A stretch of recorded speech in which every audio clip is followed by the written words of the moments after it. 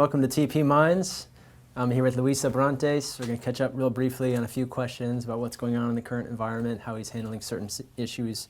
So, Luis, so obviously BEPS is dominating the international tax agenda right now. So what are you seeing from a transfer pricing perspective locally with respect to how BEPS is being treated on the ground?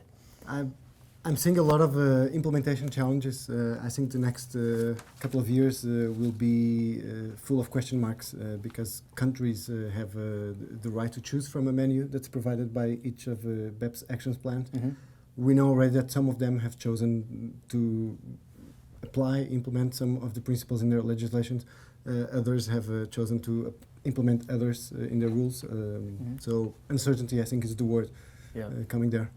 Yeah, and I can see that. So with country-by-country reporting coming out next year, you know, local tax authorities are going to have access to much more information than they're used to having. So there's been a lot of talk about the compliance burden associated with country-by-country reporting and, you know, ensuring that you're filling out all the boxes correctly, systems gathering all the information and whatnot. But so how do you see this playing out from a potential controversy perspective? Yeah. Well, the compliance burden is certainly going to increase, but more worrying than that is the uncertainty about how tax authorities will treat it.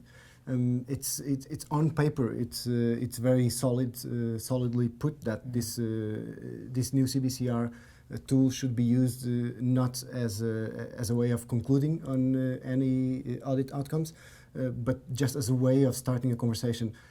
I have my doubts that that will happen, or even if it starts as a conversation opener, maybe it will be so narrowed down by tax authorities that it will lead to distorted conclusions. Yeah, I can definitely see that. So let's change gears for just a second and talk about reputational risk. Mm-hmm. Obviously on the minds of a lot of boards of companies, head of tax, CFOs are all thinking about this particular issue. Nobody wants to end up on the front pages of the newspaper here. So. When you think about reputational risk, there's that with the public, but then there's also with tax authorities. So, what do you think companies can do handling their tax affairs as a result of this newfound kind of reputational risk that's out there? Yeah, I think it depends on what type of company we're talking about. If we're talking about a business-to-business sort of company, probably it's a relatively low risk, at least towards the consumers, because the consumers or the customers are business by definition. If you're talking about consumer brands, then the story can be completely different. And we've seen in the UK not so long ago a case where there was a significant impact from an action against a retail brand, and that can clearly happen to fast-mover consuming goods, I think it's something that needs to be watched out. I've not so long ago I participated in a conference where we had a media member who had done some work related with the other matters for an NGO, and now he's starting to move into tax, and clearly. Technically, he was out of his depth. He had no idea. Yeah. He didn't know what a tax deduction was, but still his bottom line was, we can come after big corporations because it sells. I don't care about any technicalities. Yeah. So I would say the scariest thing is the general public, the general consumer, the general individual taxpayer, the families. They will not go into any technical fairness discussions.